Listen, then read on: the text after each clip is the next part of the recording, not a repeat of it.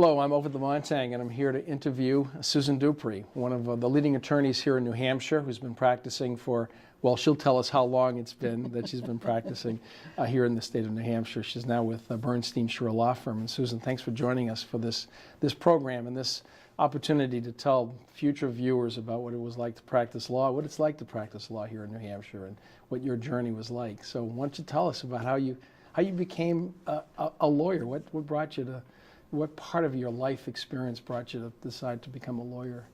Well, first let me thank my longtime friend and partner, Ovide, for doing this today. I've conducted a few of these interviews myself, and I really appreciate the thought and effort that you've put into this, and it's really fun to do this with someone who I know so well and for such a long time. And yes, I have been practicing pretty much for forever. It's been over 40 years. Not sure I can count the exact number, but around 40, 42 years, somewhere in there. And I actually became a lawyer kind of inadvertently. My father, who was a first-generation American, who became a doctor despite living a life of grinding poverty and becoming number 2 in his medical school class, was a huge proponent of this is America, you can do whatever you want to do, you can be whatever you want to be, and education was a primary goal in his life. He used to always say to me, I can live with you or not actually using all of your education, but I want you to get as much as you can.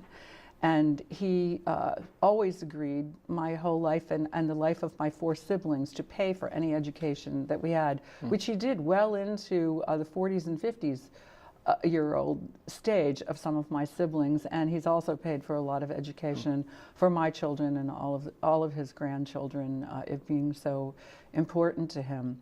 So as a college student, I grew up in the Vietnam era, what we call the revolution. There was going to be a revolution of the people taking over the government. And I went to Syracuse University, which was very much involved in that. I was a freshman. The school was shut down. I didn't have to take my finals. And through that, I, sort of got exposed to radical politics. And I ended up going to Berkeley to summer school for a semester. I don't know why my parents ever agreed to it, except for that they were probably so out of it, not knowing what any of this meant, that good, she's going to school, we'll pay. So my sister and I brought my sister, who was a junior in high school, out there with me. And it was quite opening. And I took a course, Introduction to Politics, not knowing that this would become a lifelong love and investment of time for me. And my father being, a very solid Republican, hugely in the you can make your life what you want of it, just a real belief in all the sort of Republican values of the time. And lo and behold, this course was taught by Paul Wellstone, which, if the viewers don't know, he was a radical leftist at the time and was either just about to go to jail or just released from jail for protesting something or other. And his theme was everybody should do their part for the revolution. And since I had an education and I was smart, he said, your part should be going to law school. So I happened to mention that to my parents, and again, as a lost soul, sort of not knowing what I was going to do with my life, they latched on to, you're going to be a lawyer. And from then on, I was going to be a lawyer. And I really don't think I could have gotten out of it. It was just, became such a firmament in my life. And ultimately, I did go to law school. Well, that's interesting. Now, you graduated from Syracuse in 1972. So Yes. This would have been the summer of 71 that you were at Berkeley, or was it the summer of the following your graduation? It was the summer of 71, yes, Okay. correct. I graduated a semester early. Right. And in order to graduate with my latest new major, which was political science, something befitting being a law student, I had to take 5 political science courses in Senior one year. semester Yeah. to get it done. And so that was sort of an interesting moment. It was at the Maxwell School, which was a political, a very well-known and political school of public policy at the time. And my professor, one of my professors was Tom Patterson, who's since become quite a well-known speaker and writer on the left about the place of politics in our society, and particularly media and politics. And one of my assignments, and this is way back in 1972, was to, it wasn't actually an assignment, it was a project that I did, was to watch, this will be funny, all three newscasts, there were only three at the time, NBC, ABC, and CBS, to determine if there was any bias in the reporting. Wow. So back in 72, we were already looking at this, and he spent his career writing about it. He and I stayed in touch over the years, and I can remember complaining to him once about how nothing's getting done in government.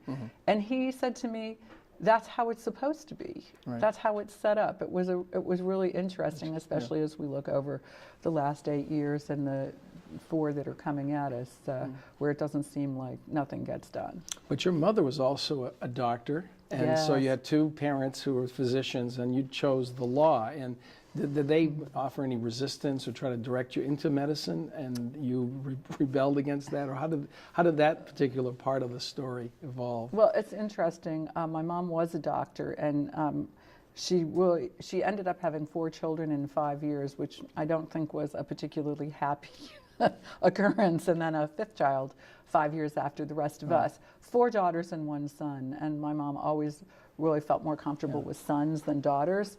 So I was very lucky that my dad and mom were quite sex blind in terms of how they treated, particularly me. I was the oldest daughter, and I often say that were it not for that kind of support and belief that you can do anything, there was never any kind of sense of I should do anything other with my life than be a professional. They were real believers in professionalism. That I probably wouldn't have gone the route that I did. But no, from very early life, I had a terrible phobia of needles and blood. And even when my father's AMA magazines would come in the house, I would turn them over because there would be like organs on them and blood dripping off. So I really couldn't stand that. So they knew that was not happening. Okay. But on my mom's side of the family, there were a lot of lawyers. So both my grandfather and my uncle Charlie Sheridan, they both went to Harvard Law School and Amherst undergrad. And so, and my uncle was a lawyer. So there were, or my great uncle was a lawyer as well. So there were a lot of lawyers in the family, and this was fine that I didn't become a doctor. But it was pretty unusual for your generation to have parents be gender blind, as you call it. It was. And to encourage women to achieve professional status, whether it was in medicine or in the law. And your peers, a lot of them were not encouraged to do that, I take it? Or what was your... They weren't. I can't say that they were necessarily worse off for it, because I think that they found other outlets for their acumen in whatever field. In fact, I really had wanted to go to business school, but at the time, that wasn't considered quite as good of an option, and my parents said only dumb people go to business school, so they really cut me off at the knees there with that. No, I was going to be a professional, and I'm sure there was some legacy there as well. They're proud of that. My brother became a doctor. And it was really later in life that my parents could appreciate what my other siblings did that was not in the professional world. But it really carried me forward. And I feel very fortunate to have had that support. And I think it's a lot harder for women who didn't have that. So I was one of the lucky ones. Wow, great. And so you graduated from Syracuse in 72. Do you go right to law school, or do you take some time between undergraduate and law school? I took the second semester off because my boyfriend and I wanted to travel around Europe. And we did. We traveled around Europe and got to Yugoslavia. I wanted to get to a communist country. We went to Africa. We went to Greece. We had to cut all his hair off in Algeria, or they wouldn't let us through the border. It was really quite a trip, quite something. And my dad he did not want to pay for this. He did not think he should have to pay for something like this. And I can remember haggling with him about it and saying, well, okay, if you don't want to pay for this, then I'm going to go to school for another semester, which was a whole lot more expensive. And there was nothing to be gained in it. So in the end, he ended up giving me some money. He acquiesced. And so that following fall, you end up coming to Did. law school. How did I you did. choose what law school to go to? Well, I applied to a couple of law schools, not a lot, but a couple of them. And I don't remember how I heard about Northeastern, but I knew that it had 50% women, which at the time was really important to me, and it was unusual. And also that it had the co-op program. And I am a big visual learner. It was easier for me to learn being on the job. And I'd been on some jobs since I was 11 years old. I loved to work and I loved to make money so that my parents couldn't have like a lot of control over me. And so I worked all the way through college, all the way through high school, and all the way through law school, by the way, as well. Northeastern with a co-op program, I knew that would be an atmosphere in which I could succeed because I knew I could, if I wasn't maybe as good of a student, or as inclined of a student. I was a good student, but the intellectual side wasn't my passion. Working was actually my passion. So I thought this would be a good place for me, and I got in. And I got in, interestingly, on the strength of recommendations from bosses that I had worked for, more than professors. Wow, from bosses. And so you took 4 years. How long was it for 3 years. the program at that time? It was 3 years, and we went 12 months a year. We did not have any summer off. So that concluded the co-op experience. So our first year, we went for three quarters of education, and then we could either do another quarter of education or a quarter of work, and we alternated. So we had 4 quarters of work and the rest education as we went through this, and it was just terrific for me. My first co-op was working for New Hampshire legal assistants, which was just a wonderful, wonderful experience for me, because rather than sitting in the classroom and intellectualizing about civil procedure, which was made out to be like about the hardest course in the world, you could actually live it out and realize, hey, this is just a book of rules. It's really not that hard. You can get this done. And, you know, you're on the front line. I was representing people. I was in court. I negotiated. Did you like litigation in that experience, or did it turn you away from it? I did. I really liked being on the front line and feeling like I was helping people. I liked it so much that I ended up staying a second quarter in a row, and you know, sort of throwing off my quarters. But and Northeastern was a big public interest law school, so you know, going to something like legal assistance, you know, wouldn't be surprising. And I was living in New Hampshire at the time. I commuted into Northeastern, so that was convenient for me too. But my last 2 quarters I did in a much more corporate environment, and so I got to see the business side of it as well. So upstate New York, college at Syracuse, and then to Northeastern. You're living in New Hampshire. How did that happen? So the same boyfriend that I went to Europe with, his family had a home on Squam Lake, and I fell in love with it there. And he was working in Nashua, so we were together in the Nashua area. And it was an easy commute for me to get to Boston, and that's where I got into law school. So it just all happened to come together, and that's how. So did you look to New Hampshire to come in to begin your legal career as a practicing attorney, or were you looking elsewhere? Yeah, I did not. Even though Decidedly did not. Okay. I think I was broken up by that time, although he faded in and out of my life for a long time. But no, I wanted to be in Boston, and my last co-op was at Burns and Levinson. And I loved working there. And it was a very hard-nosed place, though. And I was very successful there. I got very good reviews. But when it came time to hire, they said no, that I was too pretty, and that they thought that was going to cause trouble in the firm. And I was dating an associate. But and the managing partner, I mean, it was very sexist. I don't really feel... male-dominated firm at the time? Completely. Yeah. Okay. might have been a woman or two there, I can't remember. I mean, nowhere had a lot of women at that time. Really my year was kind of the real forefront of women coming into the law. In terms of the numbers? Yeah, even in New Hampshire, in our entire history, I'm numbered 98 of women 98. into the state. We had a celebration of the first That's 100 probably how we women. should title this theme, 98. I made the Meet cut. Susan Duprey. I was 98, and in 1970, when did I get into the bar here? 1977. So. Wow. No, I wanted to be in Boston. That's where I thought life was happening by then.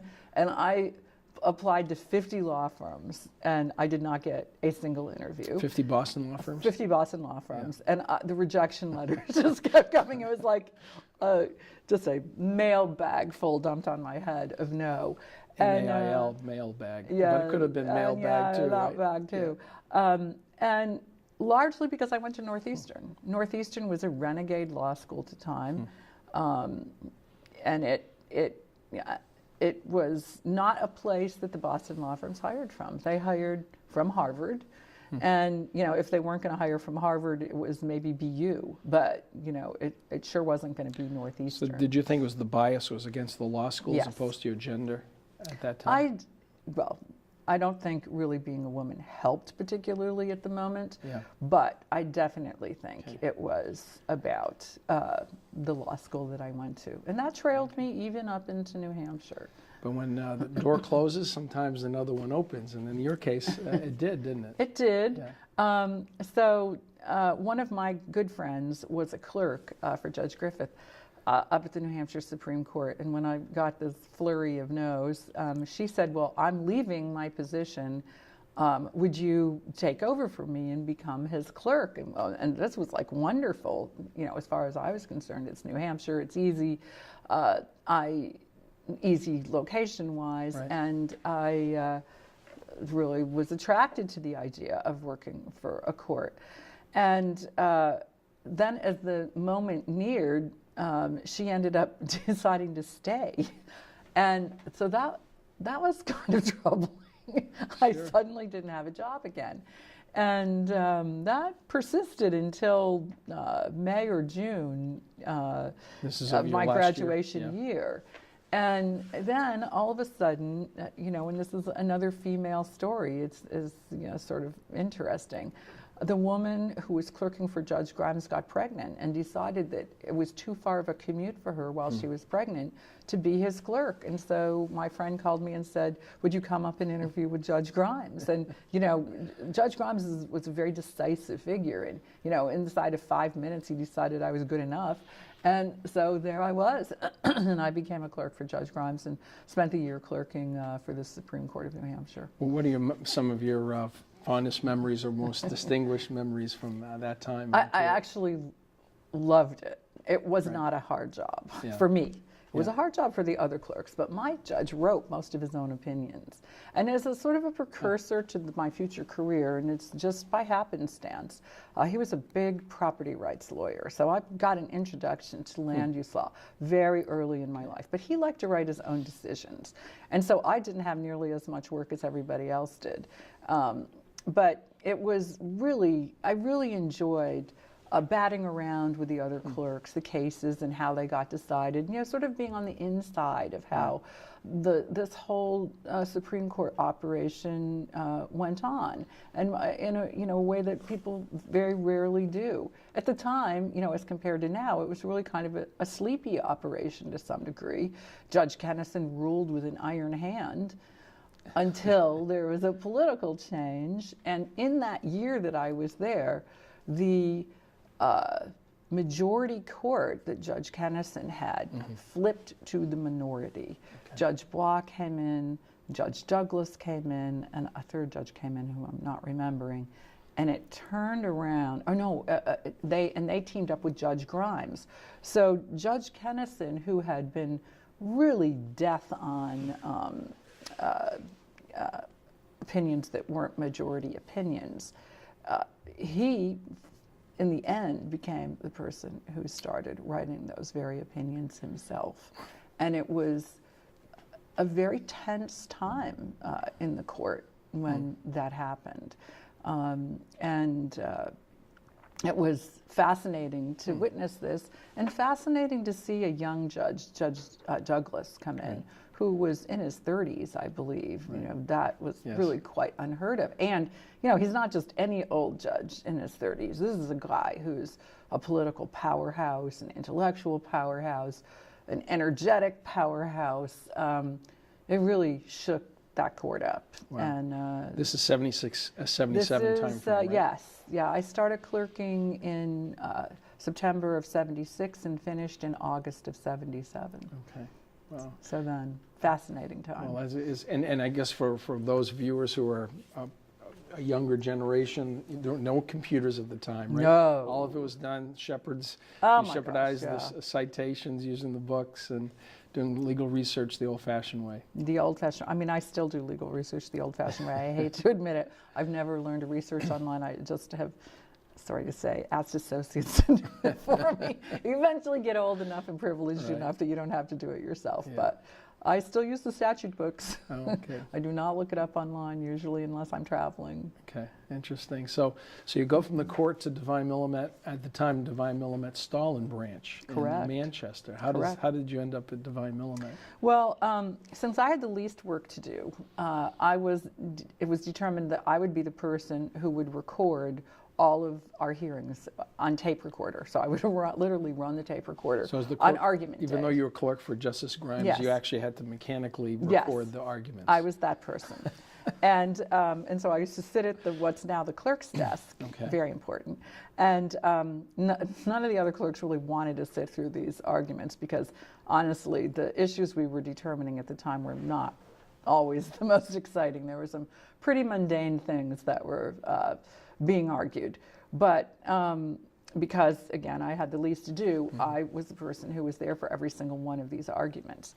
And that caused me to be able to see every lawyer who, you know, argued at the Supreme Court, which was pretty much everybody in those days. A lot of attorney generals, a lot of folks who worked there, but also all the major firms and smaller firms as well. You know, it wasn't a big bar back then. Right. I mean, when I joined Divine Millimet, it was only like 20 or 22 lawyers. Today, you know, it's 60, 70 lawyers. It was 85 at its largest, but, you know, we all, you know, knew each other and were friends back then. I, you know, had a chance to look over these folks and really was impressed with the people that I saw from Divine, particularly Don Duprey stuck out in my mind. And what was it about Don that sort of was memorable to you? just very compelling. He was very compelling in his arguing before the Supreme Court. He was a very forceful character.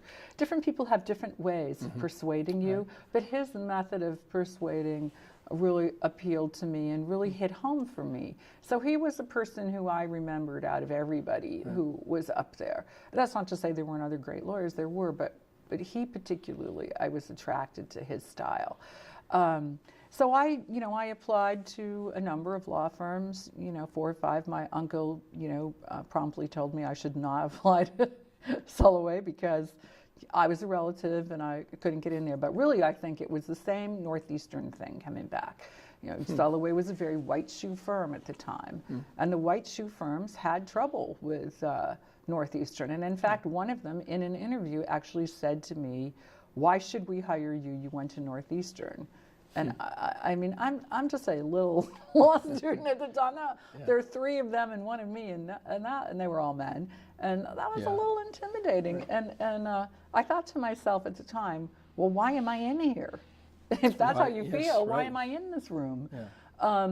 But I did not feel that way at Divine, and that didn't seem to matter to them. And Divine, in retrospect, I look back and see that it was a much more ethnic, blue-collar, work your way up through life law firm as opposed to a white shoe law firm. And I realized that's why I'm there. That created other issues within Divine, but, that you had to overcome. But in terms of feeling comfortable, I'm not saying it felt good. I'm saying it felt comfortable. Okay. This is what I lived my life my early life with, and this firm felt comfortable to me, and they were putting a lot of pressure on me to decide, and so I did. And they made you the offer and put that pressure to decide. How many other women were at the firm at the time? I think there were two. Alice Love and Martha McLean were there at the time, and so there were the three of us. Alice left shortly after I joined.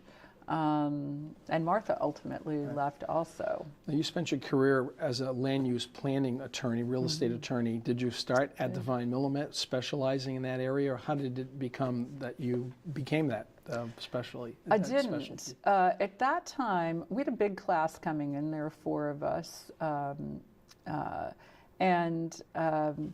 We all were assigned to both a corporate and a litigating partner. So a rotation that we didn't rotate through departments, but in that sort of gross separation between corporate and litigation. We all had a mentor on each side of the fence. And that was designed so that we could choose which area that we liked. And I think it was also designed so that you would have a knowledge of both areas and would be informed about them. And I think that was actually really a good thing. We didn't specialize in law school as people do today.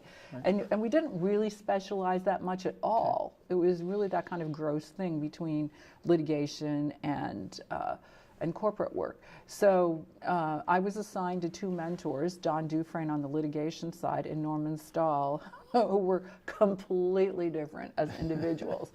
Don's timing was all about the insurance companies, everything's due in 30 days, stick it in the drawer.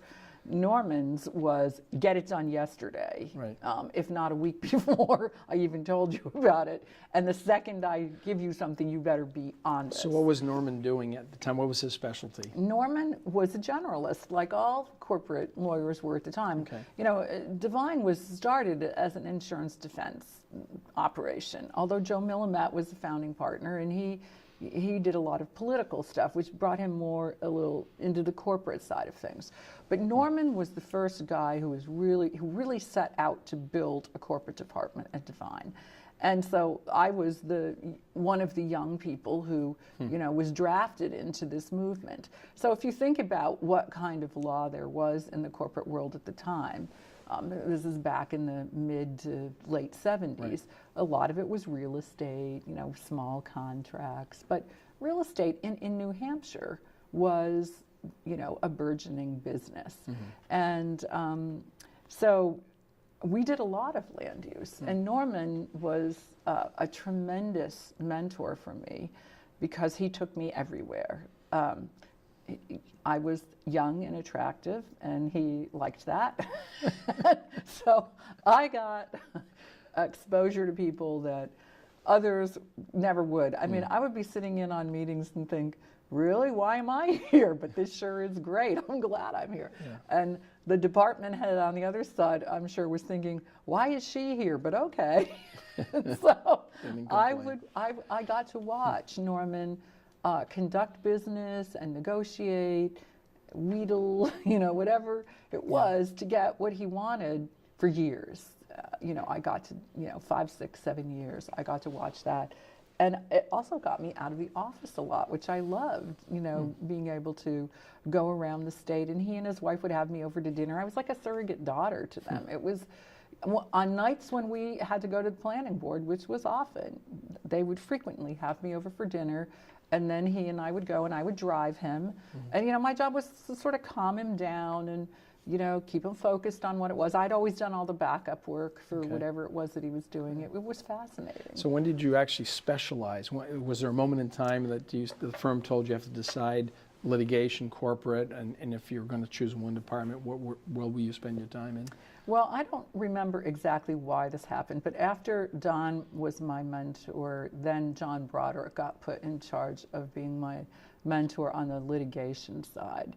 And Norman had a very strong pull on my time. It was sort of like agreed that if he wanted something, that's what was going to be my first duty. That's Norman's way. Yes, it is. And but John, unwittingly, I think, sort of undid my litigation career because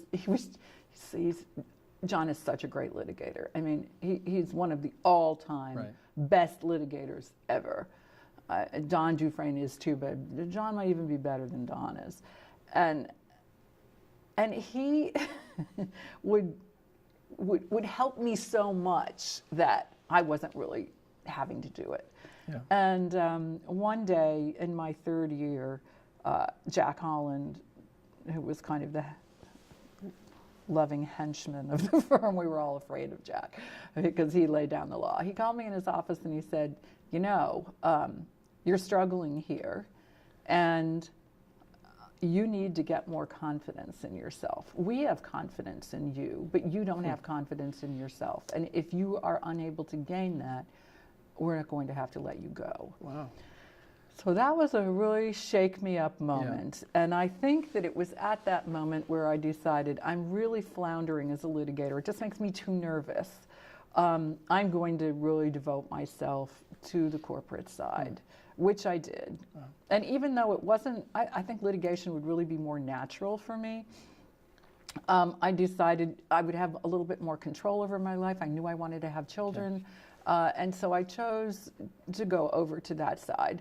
And land use was what was happening. Wow. By that time, New Hampshire was really starting to develop, and Norman was a big name, having been a person who'd lived his whole life here, which is why we also wanted you. We wanted people to come to the firm who would live their whole life here and had those relationships. And so I kissed litigation goodbye, except that in land use, you use a lot of litigation tactics. There's a lot of litigation moments in it, and so I was very, very fortunate to have that background. It's always stood me in good stead in the business. That's great. And was there gender bias of the firm in terms of your advancement, did you feel? I'm just struck by the anecdote of Jack Holland saying, we have confidence in you, you need to have confidence in yourself. That doesn't seem like the kind of statement that an older man would say to a young female lawyer at that time. I would say that men helped me through my life all along. I very, very rarely felt biased against by men. And I would say I got more help.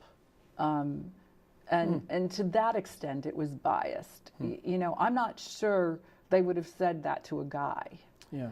But they did say it to me, and it was a help. Yeah. You know, it was like shaking me up because they could have just let me go and let me fall apart and fire me because they didn't really want to make a lot of people partner. The economics don't work to have a lot of people partner. So, and certainly there wasn't huge pressure to have women at the time. So I really appreciated that they did what they did. And Norman, you know, just really promoted me at every turn. And Don did as well. I really, you know, hard as it was to survive in that firm at the time, because it was a dog-eat-dog world, and we worked so hard. Yeah. I worked practically every single night of my life, you know, except for Friday and Saturdays, and every weekend. And it was hard to survive in that. But in fact, I used to say when people would ask me, it's too equal. Like, couldn't there be a break? You know, I'm a mother, I have children, how about a break? And the only time that I really felt like we had trouble was when I started having children. And you know, compensating me. Otherwise, I felt fairly compensated always.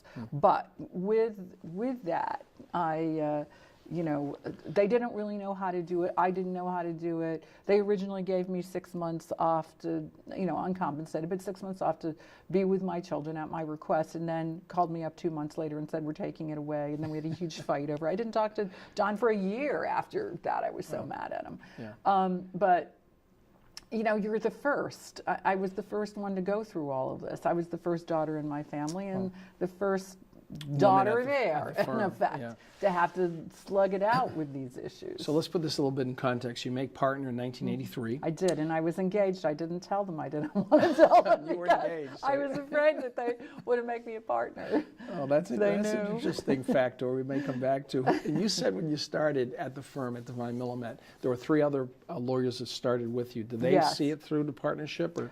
2 of them did. Okay. Dave Barnes and George Moore. Okay, 2 leading lights so the in the 3 New Hampshire of us, bar. Yeah, 3 of us all all stayed together. Came across the line in '83. Yeah.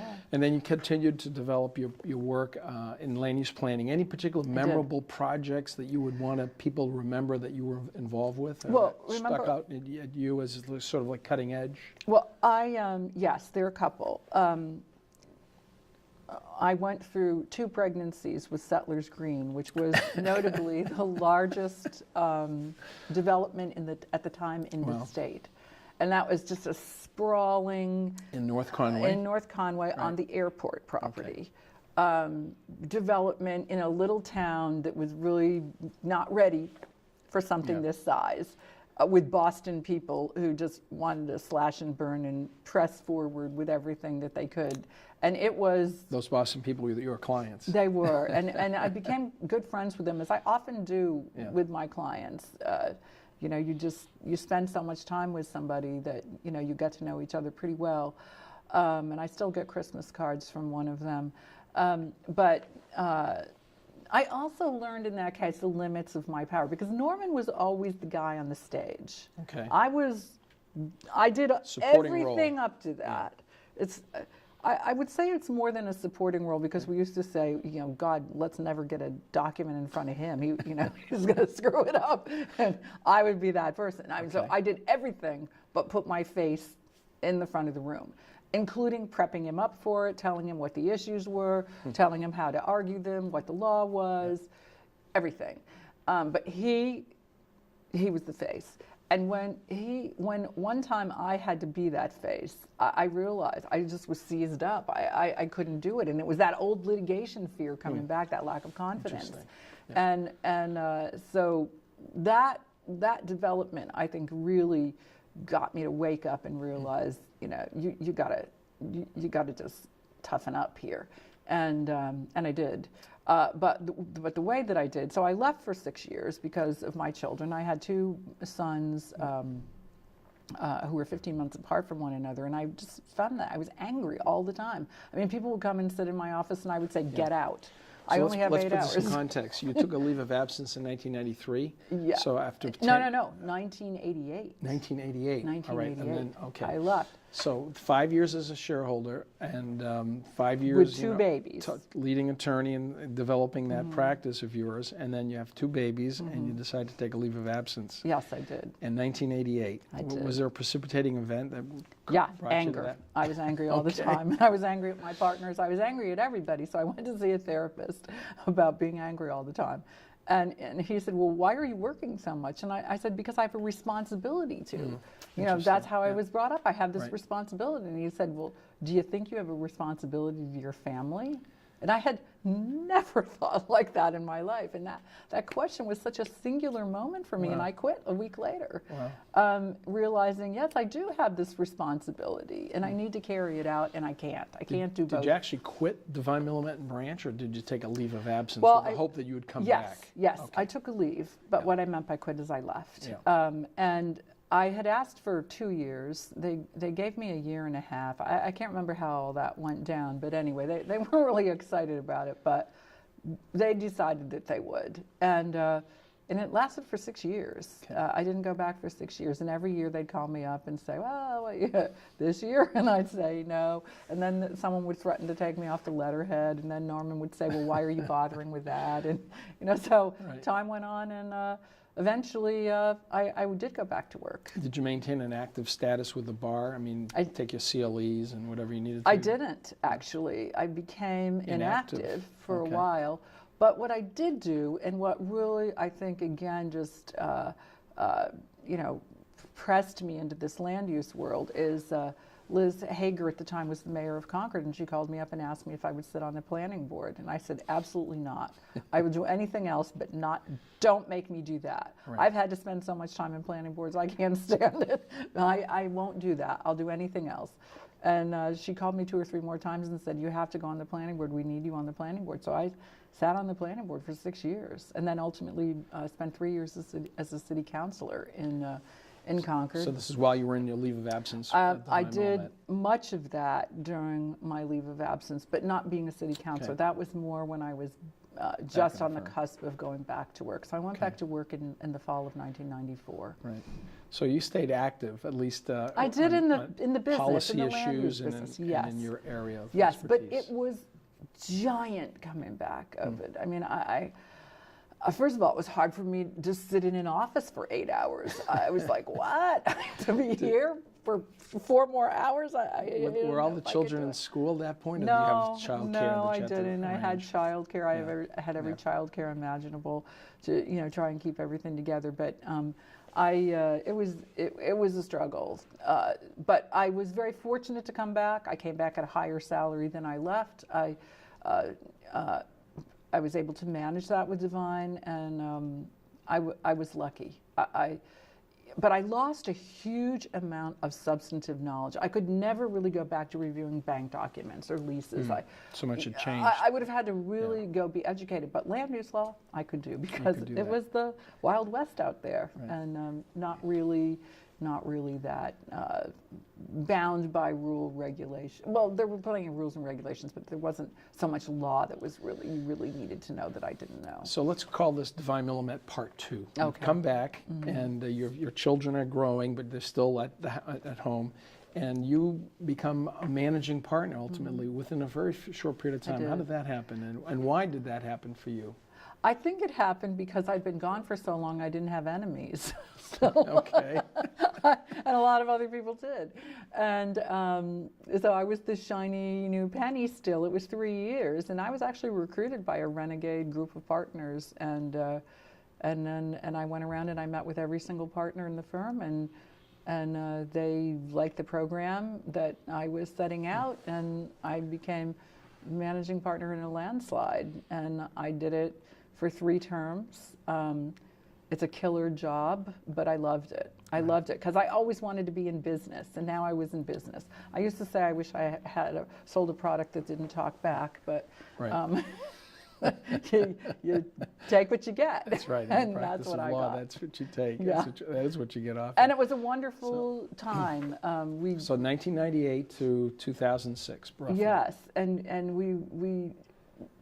I like to think that I brought the firm into the modern era in certain respects, not without some substantive resistance at times over procedures. Lawyers really like to do things their way.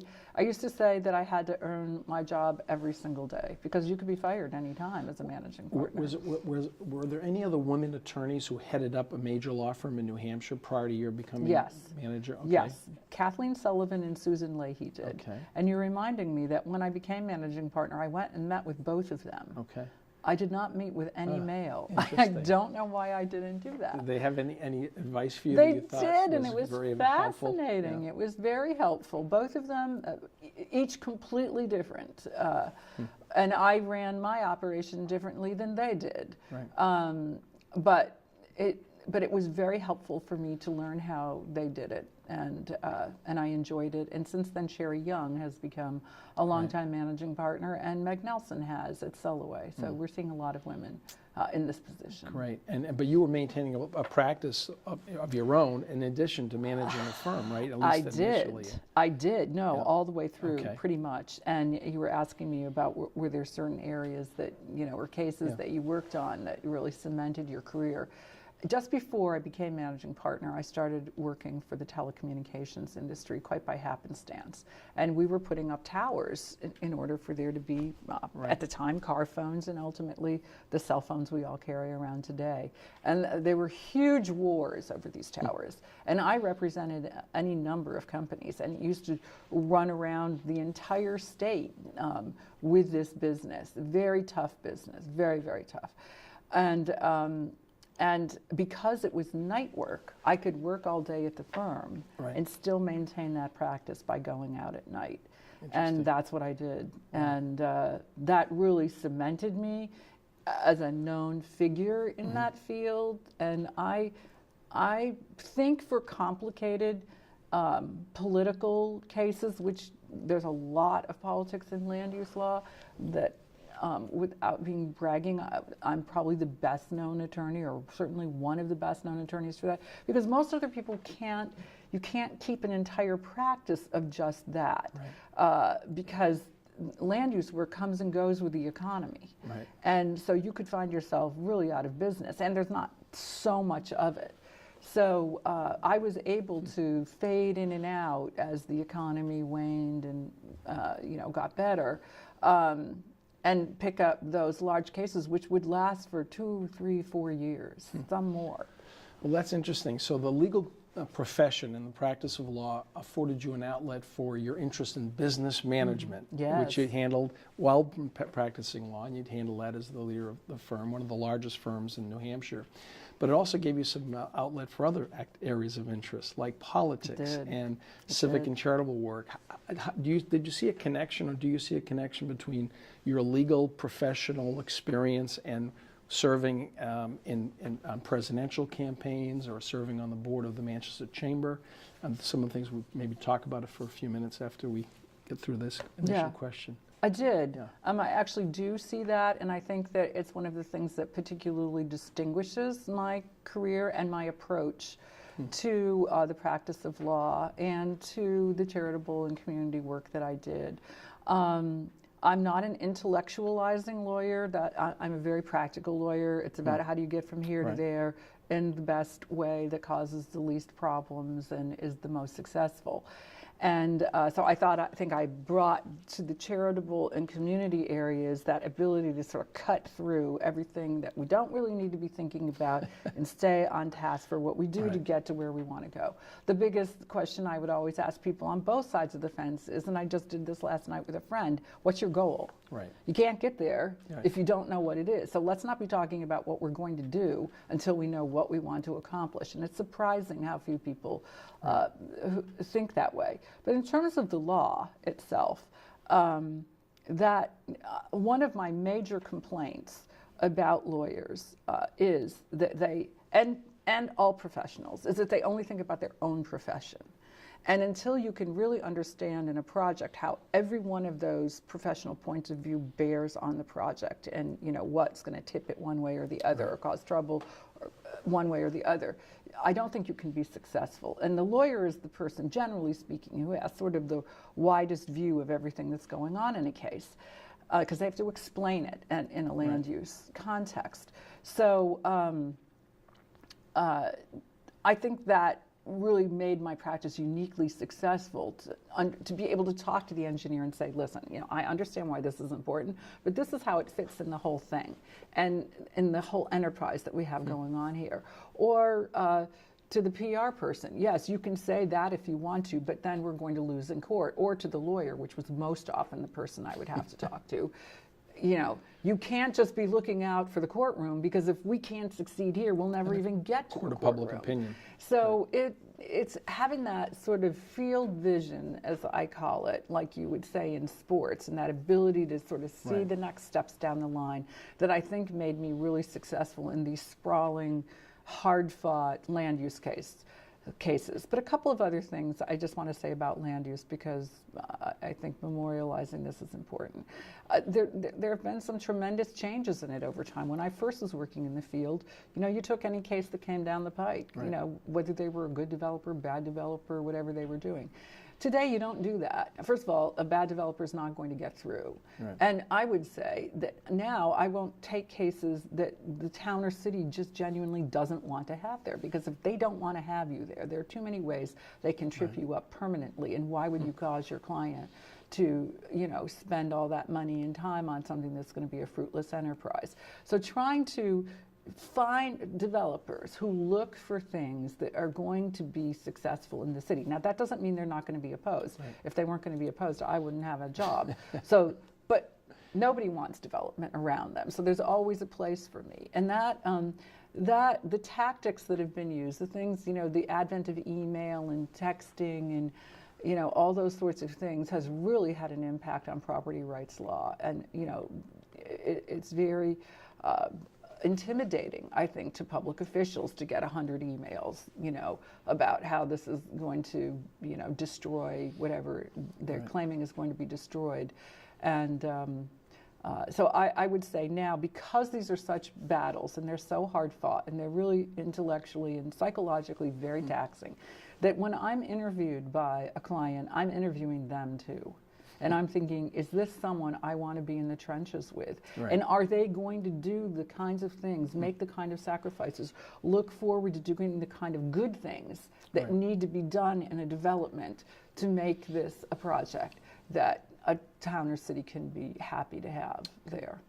And so, given that sort of background and foundation, did that lead you to look for opportunities in the civic and charitable world or in politics, or did those opportunities come to you because people recognized, here's Susan Duprey, she's environmentally aware, situationally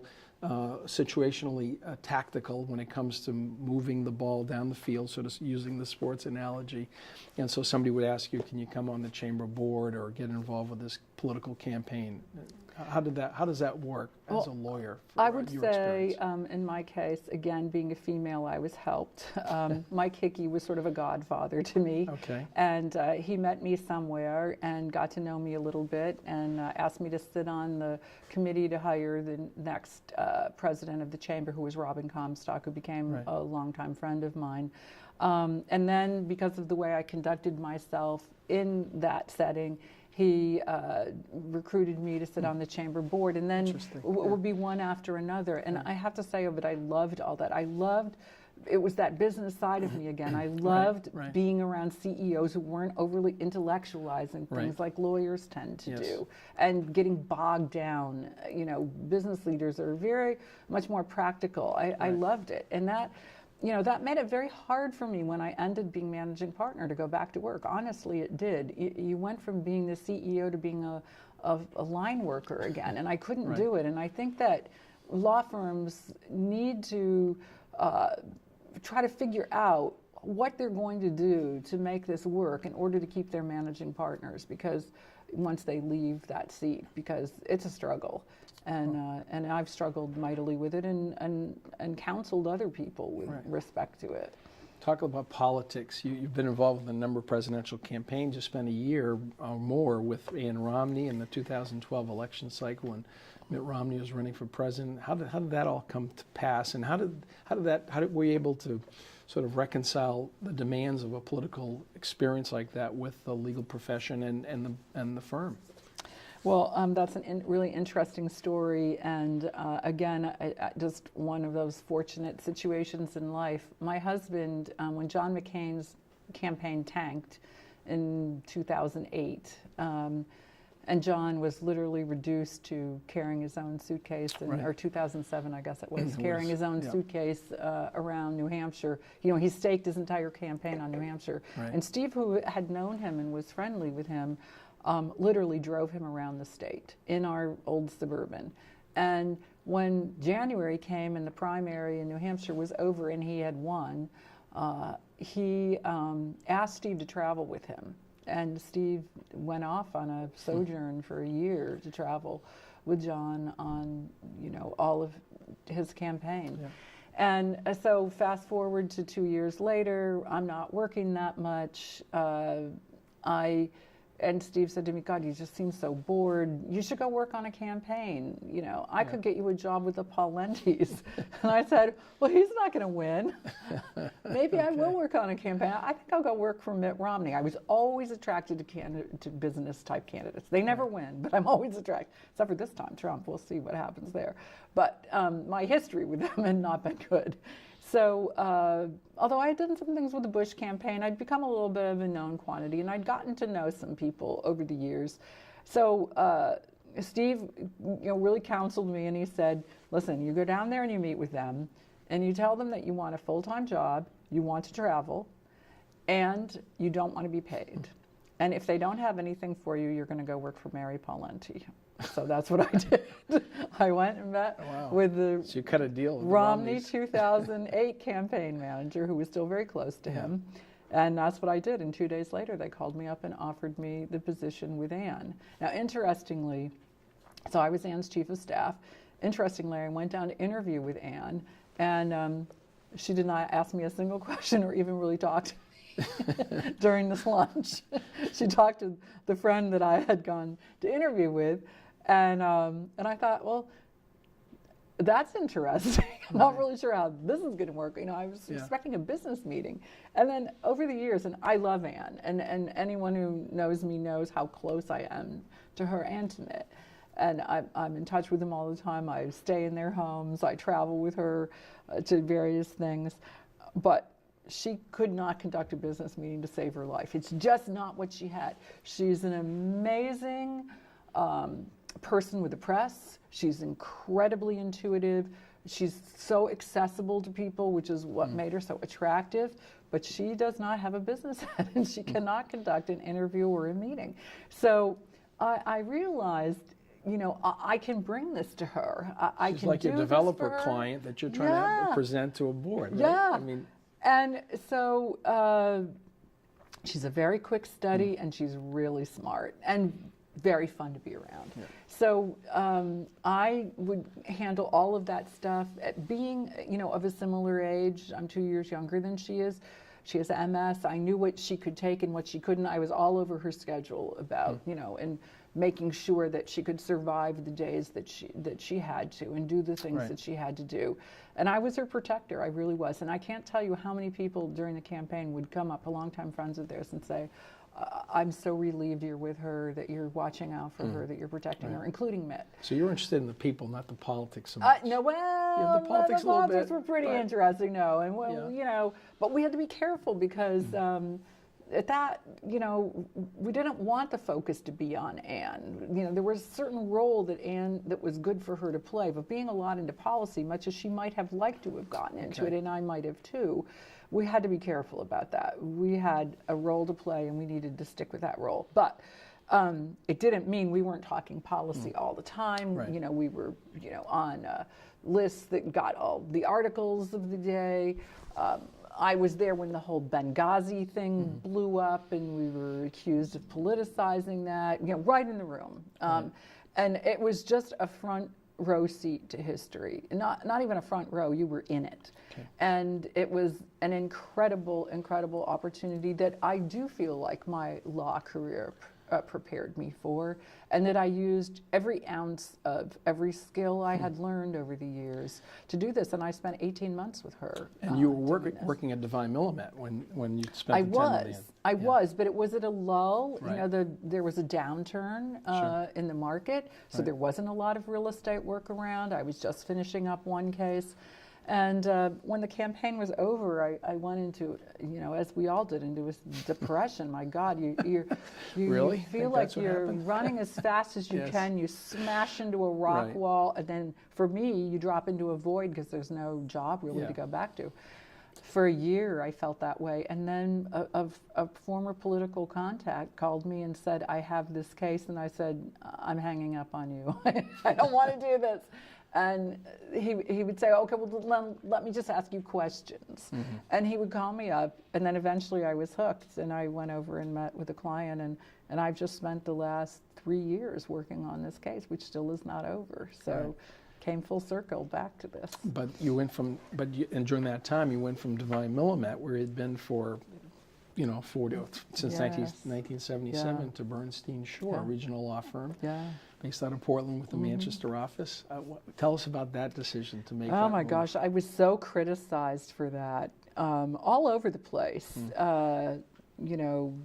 On the basis of loyalty, which I thought was so interesting because we live in a world now where people have 5, 6, 7 jobs and nobody even ever Right. thinks about it. Why am I saddled with being the only person who can't change their job?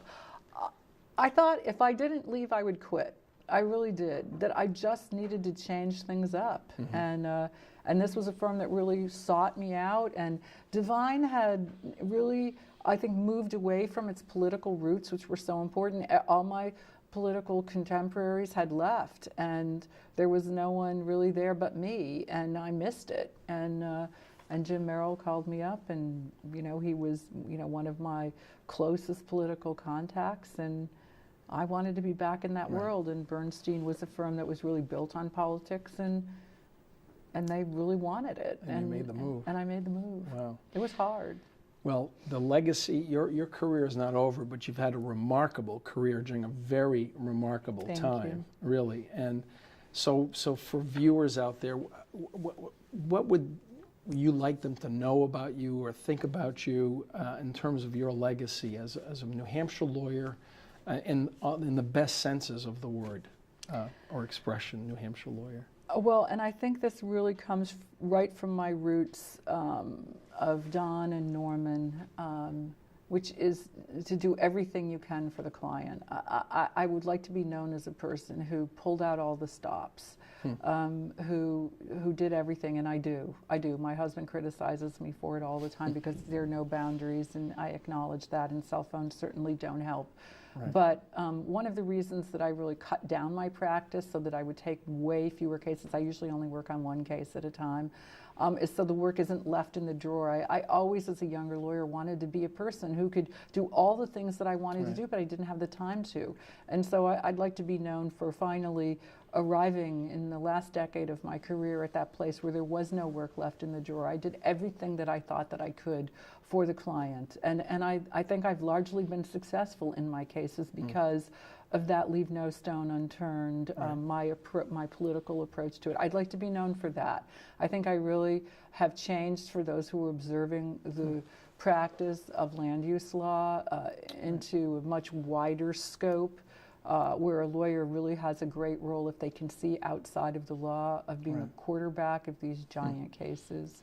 Of being a successful managing partner. I feel like I was a successful managing partner to Divine, and it was a very good time for us.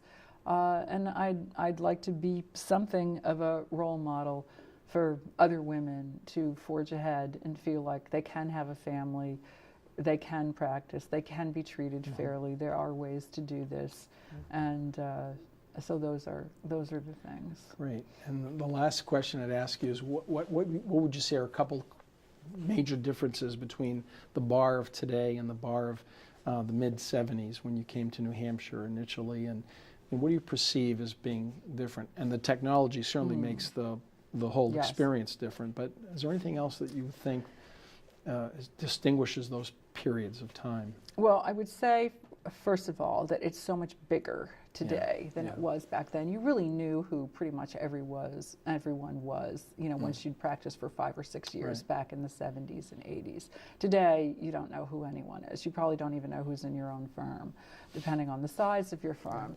And so that personal touch and the politeness that goes along with that, I think that you don't see as much of that, and that's a complaint of a lot of lawyers. But I will also say, in fairness, that the land use practice doesn't have an established opposition in quite the same way that much of other law does. It's often opponents who are unrepresented, or they don't get represented until you're in court. So I'm not practicing against lawyers so often. So I'm maybe not as good of a person to ask that question of as other people are.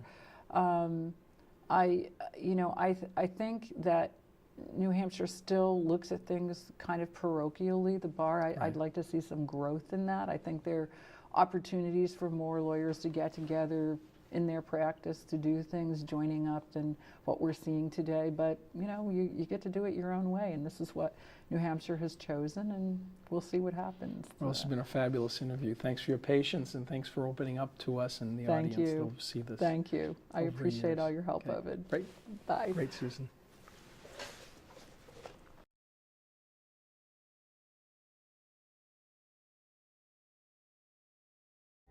This special New Hampshire Public Television presentation is made possible by viewers like you. Thank you for your support.